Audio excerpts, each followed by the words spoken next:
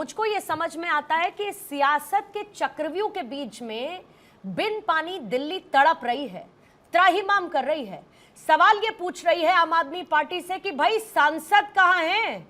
पूछ रही है आम आदमी पार्टी कि एलजी साहब बचाव क्यों कर रहे हैं हरियाणा सरकार का और बीजेपी की भाषा क्यों बोल रहे हैं। सरकार के सामने जो स्क्वाड का रुख आता है उसके बावजूद दोषारोपण किस पर है?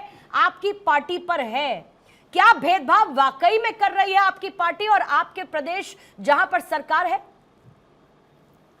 जय श्री राम। पूर्णिमा, जय श्री। मुझे जहां तक लगता है कि Arvind Kejriwal the drama queen, जो अभी इस वक्त अरविंद केजरीवाल जेल में है, उसको भी बीजेपी ने ही डाल दिया है, यही सब लोग कहते हैं, जबकि कोर्ट ने डाला है। कोर्ट की वजह से वो अंदर है, बहुत मारे मारे फिर रहे थे। अरविंद केजरीवाल, आतिशी और सौरभ भारद्वाज के कहने पर आप एमएलए पालम भावना गौर, उन्होंने टैंकर माफिया को प्रोटेक्ट किया। अभी कुछ टाइम पहले इंस्पेक्शन हुई है हरियाणा और दिल्ली के ऑफिशियल्स ने, बड़ी अचानक और बड़ी सुनने वाली बात है, उन्होंने ये माना कि हरियाणा बहुत ज्यादा पानी दे रही है और अदर सोर्सेज से भी पानी आ रहा है और कॉन्ट्रैक्ट से ज्यादा पानी आ रहा है।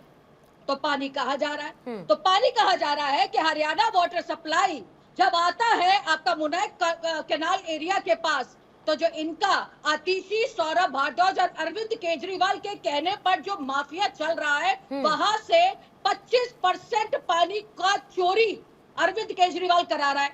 अब अरविंद केजरीवाल वहां से बैठकर पूरा कॉन्स्पिरेसी के साथ यहाँ की दिल्ली की जनता को पानी से त्राही करते हुए उनकी हत्या करने की कोशिश में है। और इसमें पूरा ब्यौरा बनाकर अरविंद केजरीवाल ने रखा है। आप मुझे बताइए, 23,000 करोड़ जब शीला दीक्षित की सरकार थी, कांग्रेस तो अभी आम आदमी पार्टी की ही बात बोल रही है और बड़ा दुख की बात है, इनको अपनी प्रोटेक्शन करनी चाहिए थी। शीला दीक्षित के ऊपर बहुत कुछ बोला गया था, पर शीला दीक्षित की सरकार थी 2013 के अंदर 23,000 करोड़ सरप्लस आपका दिल्ली जल बोर्ड का उस वक्त पैसा था उसके अंदर। इनके आते ही, इन मनहूसों के आते ही 2013 के बाद ऑडिट नहीं हुई 2016-17 के अंदर, आज पैसा खत्म हो गया। 80,000 करोड़ का पैसा ये खा के बैठे हैं। अरे आप ये मुझे बताइए कि सुप्रीम कोर्ट भी भाजपा से चलती है, क्या सुप्रीम कोर्ट को भी मानते हो या नहीं मानते हो? जी, भारद्वाज जी, कहीं ना कहीं मैं 1 मिनट और बात कहूंगी, जहां पर ये पूछते हैं क्या, आज मेरे पास एक और है, बवाना विधानसभा ward number 27 Rajiv Nagar extension, pipeline नहीं है, 2 साल से पाइपलाइन वहां पर लगाने के बाद पानी को चालू नहीं किया। एमएलए कगलोट ऑफिस नजफगढ़ वो एक वीडियो जारी करते हैं और कहते हैं कि ये पानी यहाँ पर लीकेज हो रहा है। हजारों के पानी है जहाँ पर लीकेज की चीजें सामने नजर आ रही है। मुझे आप जवाब दीजिए कि किस तरीके से, जहां पर वीरेंद्र सचदेवा जी हमारे बीजेपी दिल्ली के प्रेसिडेंट, उन्होंने इस वक्त जाकर भी, क्योंकि दिल्ली पुलिस कमिश्नर के पास जाकर अपनी बात को जो जनता है उसके बारे में बात करी, एलजी के ऊपर बात करते हैं। अरे आपको तो पुराना एलजी भी आपको पसंद नहीं आता था। आपका बस चले तो आप तो एलजी भी अपना रख लो, क्योंकि आप तो दिल्ली पुलिस के बारे में भी बात करते हो। दिल्ली पुलिस के बारे में जल्दी से 10-10 सेकंड में अनुजा मुझे इसका जवाब लेने दीजिए, फिर बाकी मेहमानों के पास जाऊंगी। गणेंद्र जी आपके साथ शुरुआत कर रही हूँ, 10 से 15 सेकंड से क्विकली जवाब लूंगी आपसे। देखिए पूर्णिमा जी, सबसे बड़ी बात ये हो रही है कि दिल्ली को जो 1050 क्यूसेक पानी हरियाणा को देना था, हरियाणा नहीं दे रही। और हरियाणा की सरकार ने सुप्रीम कोर्ट में एफिडेविट दिया है। एफिडेविट देके वो कह रहे हैं कि हम दिल्ली को पानी नहीं दे रहे। और दिल्ली को सबसे ज्यादा पानी की कटौती कब हुई? जब दिल्ली में वोट पड़नी थी 25 मई को, 20 मई से लेके 25 मई तक। मैं नहीं कह रहा, हरियाणा की सरकार ने एफिडेविट जमा कराया होने सुप्रीम कोर्ट में कि हम दिल्ली को पानी कम दे रहे हैं, ताकि चुनाव से ठीक पहले दिल्ली के वोटर को पानी के नाम पे दुखी किया जाए और किसी तरीके से दिल्ली के वोटर का वोट डाइवर्ट हो। उस काम को भारतीय और आप भी उसी समय, ऐसे ही समय पर आप चुनावों के बीच में पहुंचे सुप्रीम कोर्ट याचिका लेकर, जिसमें आपने हरियाणा का जिक्र किया, उत्तर प्रदेश और हिमाचल को, कि दिल्ली को 1 महीने तक एक्स्ट्रा पानी छोड़ा जाए। उसी समय, उसी दौरान आप भी याचिका लेकर पहुंचे थे ना? आपकी भी टाइमिंग यही थी ना? अनुजा लूंगी जवाब। अनुजा थोड़ा सा मुझे बस समय दीजिएगा। विक्रम जी जल्दी से क्विकली आपका काउंटर रखती हूँ, फिर बाकी दो मेहमानों के पास जाऊंगी। देखिए आदरणीय पूर्णिमा जी, मैं दोनों पार्टियों से रिक्वेस्ट करना चाहता हूं कि दिल्ली आप दोनों की तू में और पूरा कुश्ती में आवाज बढ़ाएंगे सर, जनता पिस रही है। मैं आप लोगों से ये कहना चाहता हूं, दोनों पार्टी के प्रवक्ताओं से कहना चाहता हूं, दोनों सरकारों से हाथ जोड़ करके विनम्र निवेदन करना चाहता हूं कि दिल्ली की जनता आज प्यासी मर रही है। दोनों सरकारों को मिलकर के काम करना चाहिए और दिल्ली की जनता को सहूलियत देनी चाहिए।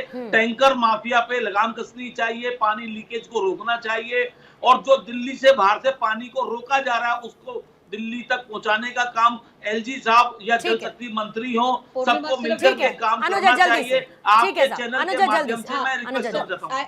आई एम वेरी सॉरी, मैं सिर्फ 2 मिनट लूंगी। मैं सिर्फ इतना पूछना चाहती हूँ, हिमाचल प्रदेश भाजपा के अंदर नहीं आता है तो इसलिए ये बात यहाँ पे स्टॉप होती है। आप अपने बारे में बात कीजिए। दूसरी बात, जो फ्री पानी का जो कांड चालू किया था ना, ये इसका भुगतान है जो दिल्ली भुगत रही है। मैं भी दिल्ली में रहती हूँ और दिल्ली हमारे यहाँ पर पानी नहीं आता।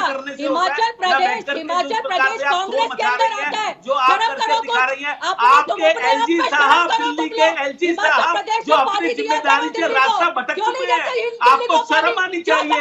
आप ऐसी भारतीय जनता पार्टी की प्रवक्ता है जो हमेशा निकम्मी और निठल्ली सरकार है। ऐसी सरकार पे हमेशा दिल्ली की जनता कैसे विश्वास करे?